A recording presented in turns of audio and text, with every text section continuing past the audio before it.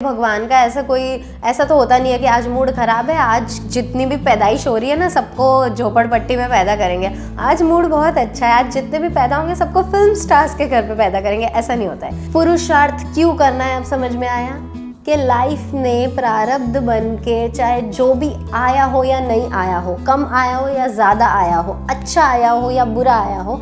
Hello friends, welcome and welcome back to my channel. मैं हूँ भानुप्रिया और लेके आ गई हूँ आप लोगों के लिए episode 10 of the series the theory of karma, जिसमें मैं ये पूरी book the theory of karma by Hira Bhai Thakkar explain करने वाली। सबसे पहले तो आप लोगों के लिए एक न्यूज़ है। वैसे तो अगर आप मेरे कम्युनिटी पोस्ट फॉलो करते हो या फिर मुझे इंस्टाग्राम पे फॉलो करते हो तो आपको पता होगा that I got married to a wonderful man lately, so you can see this. I am loving it. अगर आप लोग चाहते हो मेरी मैरिज के कुछ ग्लिम्पसेस देखना, मेरी पोस्ट मैरिज लाइफ के कुछ ग्लिम्पसेस देखना, बहुत ही लविंग है, then please don't forget to follow me on my Instagram. मेरे इंस्टाग्राम का लिंक मैं डिस्क्रिप्शन में डाल देती हूँ। भानुप्रिया_1111 है मेरा इंस्टा हैंडल का नाम, ठीक है। Please don't forget to follow. अब हम जो है जल्दी से वीडियो स्टार्ट करते हैं। लास्ट एपिसोड तक हमने देखा था सात्विक, राजसिक, तामसिक, 3 टाइप के लोग होते हैं, 3 टाइप के कर्म होते हैं, उनको अपने कैरेक्टरिस्टिक्स के हिसाब से उसके फल मिलते हैं। आज का जो टॉपिक है बहुत इंटरेस्टिंग है।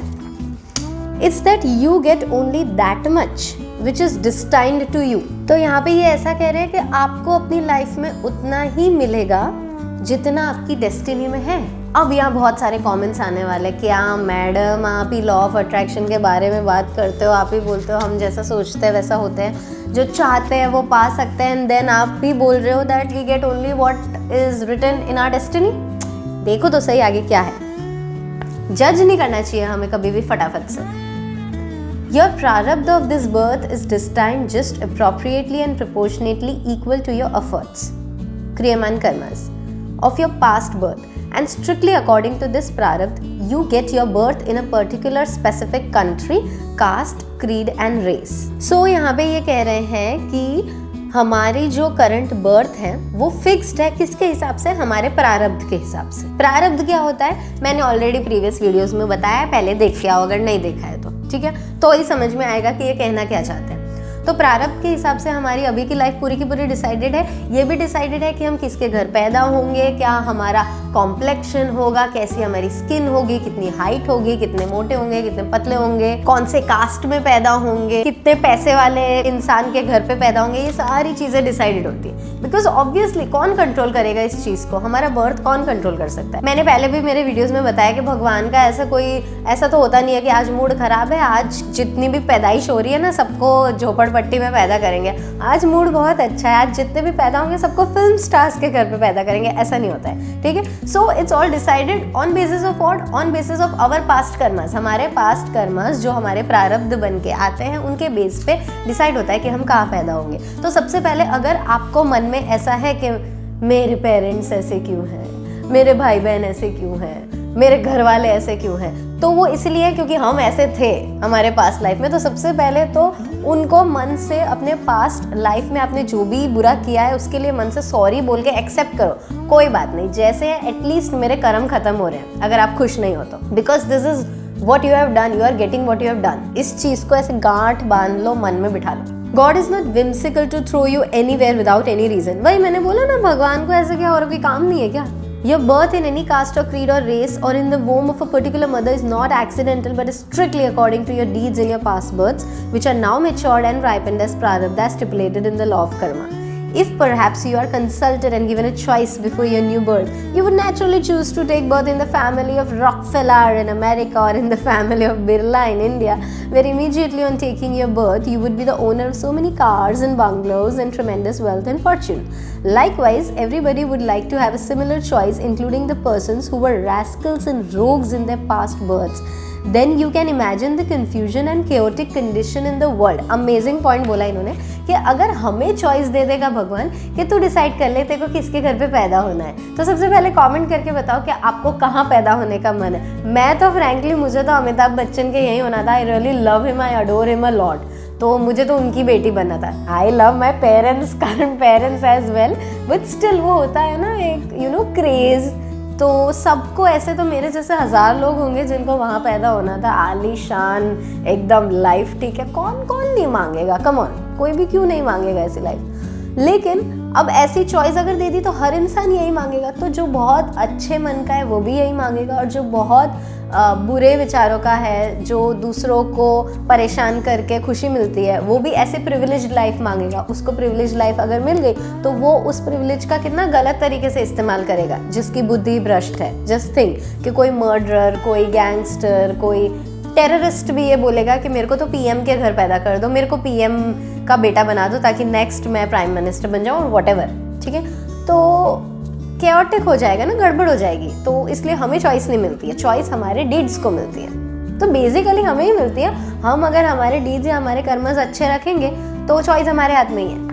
Strictly according to your quantum of prarabdha, you get appropriate caste, creed, race and sex, appropriate body, parents, husband, wife, children, relatives, neighbors, boss, business, service, wealth, health and all such other environments in the present birth and during this present lifespan. You have compulsorily to enjoy, suffer and exhaust all your prarabdha according to your debits and credits with them incurred by you during your past births. And as soon as these debits and credits are cleared and all your obligations are fulfilled and your accounts are cleared, closed with them, your obligatory ties are unglued and they will automatically be separated. सबसे पहले तो मुझे बताओ कि कोई viewers में से कोई ऐसा है जिनको ना हेल्थ इश्यूज रहते हैं without any reason.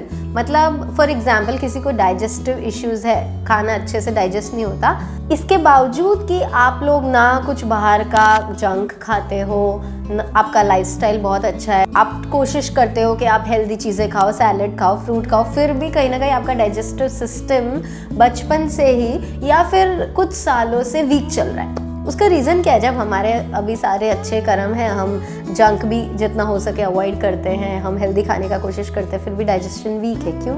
Because even health भी हमारे पास प्रारब्ध से डिटरमाइन होती है टू अ लार्ज एक्सटेंट। इसका मतलब ये नहीं है कि हम अभी अपनी हेल्थ पे ध्यान देना ही छोड़ दें, but to a large extent. ये तो छोटा सा एग्जाम्पल था। एकदम से बैठे बैठे किसी को कैंसर हो जाता है। क्यों हो जाता है? कैंसर इस ही जन्म के कर्म की पैदाइश नहीं है। It's such a deadly and big disease. It's carried into our past karmas for a long period of time.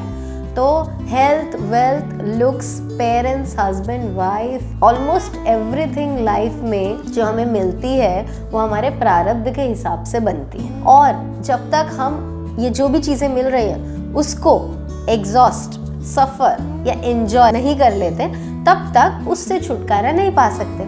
जैसे ही वो ख़त्म हो जाता है ना, हमारा अगर सफरिंग लिखा है तो सफरिंग ख़त्म हो गया, या फिर हमारा अगर वहाँ से खुशी मिलना लिखा है तो खुशी मिलना ख़त्म हो गया, या फिर एग्जॉस्ट मतलब ना सफरिंग ना खुशी, बस ख़त्म करना है उस चीज़ को, एग्जॉस्ट करना है। वो जैसे ही फिनिश हो जाता है वैसे ही उन लोगों से, उन चीज़ों से हमारे टाइज, हमारे रिश्ते एकदम से ख़त्म हो जाते हैं। लाइक एकदम से हम करियर चेंज कर लेंगे। अगर वहाँ के जो लोग हैं, कलीग से हमारा लेना देना ख़त्म हो जाता है, एकदम से हमें क्विकली न्यू अपॉर्चुनिटी मिल जाएगी नई जॉब ज्वाइन करने की, या फिर एकदम से फ्रेंडशिप्स टूट जाती है। बहुत ऐसा होता है कि सेपरेशन आ जाएगा अगर उस पर्सन से कार्मिक रिलेशन था आपका एंड वो कार्मिक रिलेशन खत्म हो गया है। तो ऐसा भी अगर आपने आपके कोई भी रिलेशनशिप्स में, करियर्स में, कोई मटीरियलिस्टिक थिंग में, कोई घर एटसेट्रा में ऐसा कुछ फील किया हो तो प्लीज कमेंट करके बताना, तो बाकी लोगों को भी समझ में आएगा। You will get only that much which is destined in your prarabdha and nothing more or less.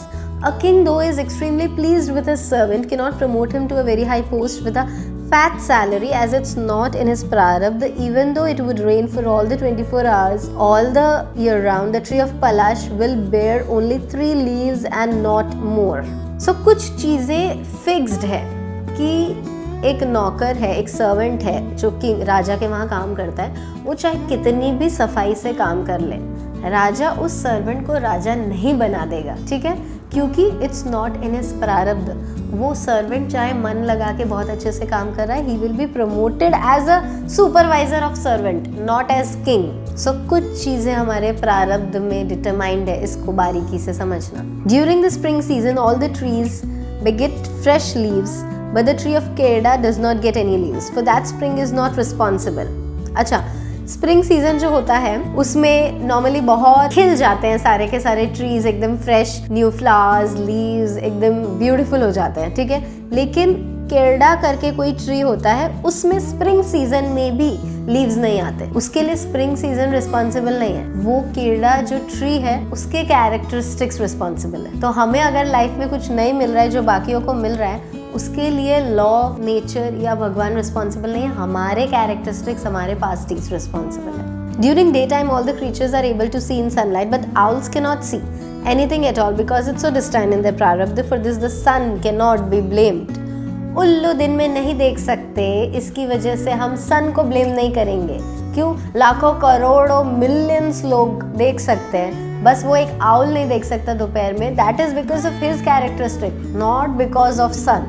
हम हर चीज़ भगवान पे ब्लेम करते हैं, तूने मेरे को ऐसी जगह पैदा कर दिया, तूने मेरे को अपॉर्चुनिटी नहीं दी, तूने मेरे को पहले से सिखाया नहीं, तूने मेरे को इतना प्रिविलेज्ड नहीं बनाया या प्रिविलेजेस नहीं दिया लाइफ में कि मैं भी ग्रो कर सकूं, या मुझे इतने सारे स्ट्रगल्स चैलेंजेस दिए वरना मैं भी आज कहाँ होता।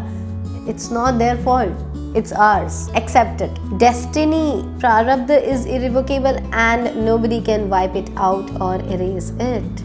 प्रारब्ध को कोई बदल नहीं सकता.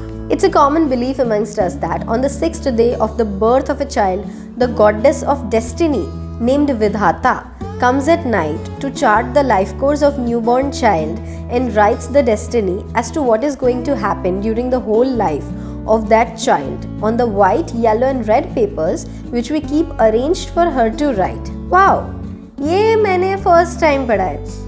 मतलब ऐसा है कि ये कॉमन बिलीफ है कि जब कोई बच्चा पैदा होता है तो उसके पैदा होने के 6ठे दिन पे गॉडेस ऑफ डेस्टिनी, जिनका नाम विधाता है, वो आते हैं और जो बच्चा है उनका लाइफ का कोर्स पूरा चार्ट बनाते हैं, लिख देते हैं कि उसकी डेस्टिनी में क्या क्या होने वाला है, वाइट, येलो और रेड पेपर पे. ठीक है. Nobody can see this goddess and read what she has written. But anyhow, in any case, even if the belief is correct, the goddess Vidhata, appointed for doing this job, cannot favor anybody by adding or subtracting or manipulating any item from the prarabdha that is destined strictly according to his previous kriyaman karmas done by him in his previous births, which have now matured and ripened as prarabdha to be enjoyed or suffered during his present birth. She cannot be bribed. There is no corruption, bribery or favoritism in the law of karma under the realm of God. Okay. हम देख नहीं सकते उन goddess विधाता को, हम जान नहीं सकते उन्होंने क्या लिखा है, लेकिन फिर भी वो जो गॉडेस है वो किसी को भी फेवरेटिज्म नहीं कर सकती, या हम उनको ब्राइब करके ठीक है ये चीज़ ऐड करवा दो ना, ऐसा नहीं कर सकते. जो हमारे प्रारब्ध में है वो वही एग्जैक्टली लिख के जाती है, ना 1% कम ना 1% ज़्यादा. The main point, the gist of this observation is that your prarabdha in your present birth is the direct effect and specifically based and shaped on the kriyaman karmas of your past births. Even if you aspire, strenuously strive, you cannot get anything more than what is destined in your prarabdha under any circumstances. Then why make any purushartha, present new efforts at all? Okay, इतना सारा जो ये इन्होंने हमें समझाया कि चाहे तुम कुछ भी कर लो, तुम्हारा डेस्टिनी फिक्स्ड है, प्रारब्ध के हिसाब से ही है, हम कुछ चेंज नहीं कर सकते, जो लिखा है वो मिलेगा, जो नहीं लिखा है वो नहीं मिलेगा, गॉडेस विधाता आएंगे, दिस दैट, ये सब इसीलिए कि आपको क्लियर कर दे कि भाई ऐसा ही है. लेकिन फिर सबके मन में ये सवाल आता है कि हम कोई भी एफर्ट, कोई भी पुरुषार्थ क्यों करें? बहुत बड़ा क्वेश्चन है. Why? Let's see. Some people misunderstand that when we are the slaves of our prarabdha and when we are not to gain anything more or less than what is destined, or when we are sure to get what is destined in our prarabdha, then why should we make any purusharth, new efforts at all and bother and labor unnecessarily? Such pessimistic, fatalist, fanatic believers say that if at all it is so destined to pass or fail in exam, we will surely pass or fail according to our prarabdha. Then why should we unnecessarily wreck our nerves, bother and make any purusharth for that examination? Let it happen what is going to happen as destined in our predetermined fate, without troubling and muddling our brain for nothing. Such deluded fatalists have not properly understood the real meaning of words prarabdha and purusharth as prescribed in the law of karma. Okay, तो ये वही कह रहे हैं कि जब सब कुछ डिसाइडेड है कि फॉर एग्जाम्पल एक एग्ज़ाम है, उसमें मेरा रिजल्ट क्या आना है, मैं फेल होनी हूँ या पास, वो फिक्स है, तो मैं क्यों पढूँ? मैं नहीं पढ़ूंगी तो भी फेल होंगी, पढ़ूंगी तो भी फेल होंगी, तो नहीं पढ़ते. वाई? हम क्यों हमारी मेहनत वेस्ट करें, ऐसा लोग कहते हैं. तो उनके लिए ये जो ऑथर है वो ऐसा कह रहे हैं कि तुमने ठीक से प्रारब्ध को या पुरुषार्थ को समझा ही नहीं. It is indeed true that one would get only what is destined for him. However, it behoves one to make a clear and proper distinction between where it is appropriate to be resigned to one's fate and where it is more appropriate to exert personal effort. सबसे पहले तो मुझे ये बताओ कि ये प्रारब्ध बनाया किसने? हमने। प्रारब्ध क्या है? हमारे क्रियमान कर्मस। क्रियमान कर्मा क्या है? हमारे एक्शन जो हम हमारी मन, बुद्धि, इंटेलिजेंस, नासमझी, इमोशन, सेंसेस एट्सेट्रा एट्सेट्रा बहुत सारी चीज़ें उनको यूज़ करके करते हैं, वो है हमारे कर्म। वो कर्म जो भर जाते हैं, एक पर्टिकुलर लाइफ टाइम में नहीं मिल पाते, एक्यूमुलेट हो जाते हैं और वो बन जाता है प्रारब्ध, जो खाता खुलेगा हमारे आगे के बर्थ्स में। तो ये प्रारब्ध बनाया किसने? हमने। किससे बनाया? हमारी बुद्धि से, हमारे पुरुषार्थ से। अब आप वो पुरुषार्थ करोगे ही नहीं तो आगे कोई प्रारब्ध बनेगा ही नहीं। तो आपको ये बुद्धि होनी चाहिए कि कौन सी चीजें हैं जो हमें हमारे फेट पे, हमारे नसीब पे या हमारे प्रारब्ध समझ के उस पे छोड़ देनी चाहिए और कौन सी चीजें हैं जिस पे हमें अपनी बुद्धि इस्तेमाल करके काम करना चाहिए। ये चॉइस हमारे पास है क्योंकि ये बुद्धि भगवान ने हमको दे के भेजी है कि अगर भूख लग रही है तो खाना खाना है, बैठ नहीं जाना है कि मेरा प्रारब्ध में लिखा है ना कि मेरा पेट भरेगा तो अपने आप भरेगा। नहीं, ऐसा नहीं करना है। Securing a job is a matter of destiny, but having secured one to sustain it with sincerity and diligence is a matter of personal efforts. Obviously कि तुमको तुम्हारे कर्म में लिखा है कि बहुत ही अच्छी सी महीने 1 लाख 1.5 लाख की जॉब तुमको मिल जाएगी, तो वो तुमने अपॉर्चुनिटी आई, इंटरव्यू दिया, कम मेहनत से भी इंटरव्यू दिया, पास हो गए, मिल गई। लेकिन उसके अंदर मेहनत करना, उसमें आगे बढ़ना, नाम कमाना, मेंटेन करना, तुमको लात मार के बाहर नहीं निकाल दे, ऐसी डिलीजेंस से काम करना हमारे ऊपर है। उसमें पुरुषार्थ नहीं करोगे तो प्रारब्ध नहीं घुसेगा बीच में। प्रारब्ध इतना ही था। तो ये हमें हमारी बुद्धि से समझना है कि कौन सी चीज़ों में हमारे करंट एक्शन ज़रूरी है, कौन सी चीज़ों में हम थोड़ा लेट गो कर सकते हैं रिजिड हुए बिना। ये प्रारब्ध का कंसेप्ट, कर्म का कंसेप्ट समझने का मेन रीज़न ही यही है कि जो चीज़ें हमें लग रहा है ना कि हमारे कंट्रोल के बाहर है, कि हम इतनी मेहनत कर रहे हैं तो भी नहीं हो पा रही, उसको अपना प्रारब्ध समझ के एक्सेप्ट करने की कोशिश करो। ढीठ नहीं बन जाना है कि मेरे को तो अब कुछ करना ही नहीं है। नो, एक्सट्रीमिस्ट्स नहीं बनना है। ब्रेन यूज करके बैलेंस में काम करना है। To acquire or come into wealth is dictated by destiny, but how to use that wealth for a good purpose is a matter of personal choice and effort. आपको करोड़पति के घर पे पैदा कर देंगे, लेकिन आप उस पैसे को, उस कुबेर के धन को कैसे यूज़ करते हो, कुछ सालों में ही ख़त्म कर देते हो या उसको और ग्रो करते हो, ये आपकी बुद्धि, आपके पुरुषार्थ, आपके एफर्ट पे डिपेंड होता है। झोपड़पट्टी में भी पैदा होना इज डिस्टेंट, बट वहाँ से आप कैसे अपॉर्चुनिटीज़ जैसी भी आ रही है लाइफ में, सारी अपॉर्चुनिटी, सारे सिचुएशंस कर्म के हिसाब से आ रहे हैं, बट आप उसकी तरफ कैसे रिस्पॉन्ड करते हो ये आपके हाथ में है, राइट? इसका मैं ना एक छोटा सा एग्जाम्पल देना चाहती हूँ, मेरी पर्सनल लाइफ का है, ठीक है? बड़ा ही मामूली सा है बट मुझे इसकी लर्निंग बहुत अच्छी लगती है। एक्चुअली ऐसा था कि कॉलेज में थे ना हम लोग, तो हमको कुछ इंपॉर्टेंट क्वेश्चंस मिलते थे अराउंड 50, ठीक है, कि ये 50 क्वेश्चंस में से ही पेपर आएगा, तो हमें यही पढ़ के जाना है। पेपर में आते थे 7 क्वेश्चंस, ठीक है? तो मेरे फ्रेंड्स जो थे वो 50 में से अपना दिमाग यूज़ करके गिन चुन के 10 से 15 पढ़ के जाते थे कि ऑलमोस्ट इसमें से आ जाने चाहिए, ठीक है? मेरे में इतना दिमाग है नहीं, ठीक है? मुझे ऐसा लगता था और मैं डरती भी थी कि जो नहीं पढ़ा उसमें से आ गया तो मैं पागल की तरह एक छोड़ती होंगी, मैं 49 क्वेश्चंस पढ़ के जाती। सो होता यूँ था कि उन लोगों ने जो 15 पढ़े उसमें से 7 आ जाते थे और मैंने जो 49 पढ़े उसमें से भी 7 आ जाते थे। अब मैं ये डरती क्यों थी कि मैं सारे पढ़ के जाऊँ? बिकॉज एक आध बार मैंने ऐसा ट्राई किया कि मैं अपना दिमाग यूज़ करके थोड़े बहुत स्किप करूँ, बट मेरा जजमेंट कैलकुलेशन इतना सही नहीं था और उसमें से नहीं आते थे वो क्वेश्चंस, ठीक है? तो मुझे फिर 7 में से 3-4 ही आते थे। आई सेड ठीक है ना, मेरे कर्म में ये है कि मुझे 3-4 आएंगे तो मैं मेहनत मेरी 100% से ज़्यादा कर देती हूँ, मैं सारे पढ़ के जाऊँ, उसके बाद तो आएंगे उसमें से कुछ। सो इट्स लाइक दैट कि तुम्हारी डेस्टिनी में अपॉर्चुनिटीज चाहे कुछ भी आ रही हो, हम अगर हमारा मोर देन 100% एफर्ट डालते हैं फिर कहाँ से बचेगा कोई चीज़, बताओ? Sure, one will acquire only such a job or wealth or family as determined by one's destiny, but whatever is given, how to use them as instruments for noble ends with a discriminating intellect is dictated by one's freedom of choice and effort. मैंने पहले भी videos में कहा है कि कर्म करने का चॉइस और बुद्धि हमें दी है, इसीलिए जो भी सिचुएशंस आ रही है, जो भी प्रारब्ध आ रहा है, उसको एक्सेप्ट कैसे करना है, इसकी भी चॉइस और बुद्धि हमें दी है। प्रारब्ध चाहे अच्छा हो या बुरा, उसको जीना कैसे है, उसको सफ़र, एग्जॉस्ट या एंजॉय कैसे करना है, उसके लिए रिस्पॉन्ड कैसे करना है, वो हमारे हाथ में। And we all know life is 10% what happens to you, 10% is prarabdha and 90% is how much you react or respond to it. React तो करना ही नहीं होता, it's how you respond to it. 90% is your making because what you do with what you get. आपके प्रारब्ध को आप कैसे जीते हो वो जिंदगी है, प्रारब्ध जिंदगी नहीं है। एक हैंडीकैप बच्चा अगर पैदा होता है, उसके साथ भी अगर हम खुश रह के बताते हैं, उसको बोलते हैं लाइफ। वो हैंडीकैप्ड बच्चा लाइफ नहीं है, उसके साथ हम कितनी खुशी से रह पाते हैं वो लाइफ है, और वो हमारे हाथ में है। If one comes into some means and wealth by a good stroke of destiny, then he ought to avail of the opportunity by turning it into instrument for personal spiritual progress. If one has to suffer some mental deprivation, then also one should think of turning that circumstance to his advantage to achieve the same goal of personal spiritual progress.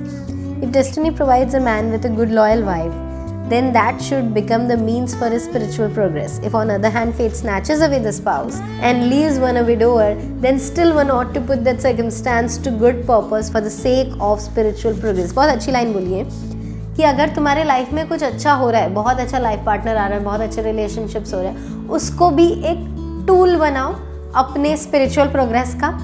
और अगर तुम्हारी life में कुछ बुरा हो रहा है कि वो लाइफ पार्टनर आपकी लाइफ से चला गया या रिलेशनशिप्स टूट गए, ब्रेकअप हो गया, उसको भी आप टूल बनाओ अपने स्पिरिचुअल प्रोग्रेस के लिए। अपना गोल क्लियर होना चाहिए कि चाहे हमको ए मिल रहा है या बी, मुझे क्या चाहिए, I have to use anything I am getting in my life to achieve my goal. सीढ़ी भी मिलेगी तो भी मैं पहुंचूंगा, खड्डा भी मिलेगा तो भी मैं पहुंचूंगा, ऐसा होना चाहिए। बहुत अच्छी लाइन है, सुनना। वॉट एवर डेस्टिनी प्रोवाइड्स और does not provide him in the form of physical health, wealth, wife and children, whether in abundance or lacking in any of these areas, one should strive to turn to his advantage through personal efforts at attaining upliftment. पुरुषार्थ क्यों करना है, अब समझ में आया कि life ने प्रारब्ध बन के चाहे जो भी आया हो या नहीं आया हो, कम आया हो या ज़्यादा आया हो, अच्छा आया हो या बुरा आया हो, हर उस चीज़ को, हर एक प्रारब्ध को यूज़ करके हमें उसको अपनी बेनिफिट के लिए बनाना है। अपनी अभी के लाइफ में भी तो हम कर्म कर रहे हैं ना, सब कुछ प्रारब्ध नहीं है। शायद ये बुक पढ़ना मेरा प्रारब्ध था, लेकिन मैं ये बुक आप लोगों को बताऊं, that is my current thinking, my new effort. शायद ये बुक मैंने आपको भी बताया था, मैंने ये बुक पढ़ी इसलिए थी because I was very confused and depressed कि क्या ये लाइफ क्यों ऐसी होती है, ठीक है। So that was the means of me reading this book and how I have converted it to my advantage. सिर्फ मेरे एडवांटेज नहीं, आपके एडवांटेज के लिए भी। सो चाहे कुछ भी आ रहा हो लाइफ में, use it for your advantage. इसमें सेल्फिश बनो।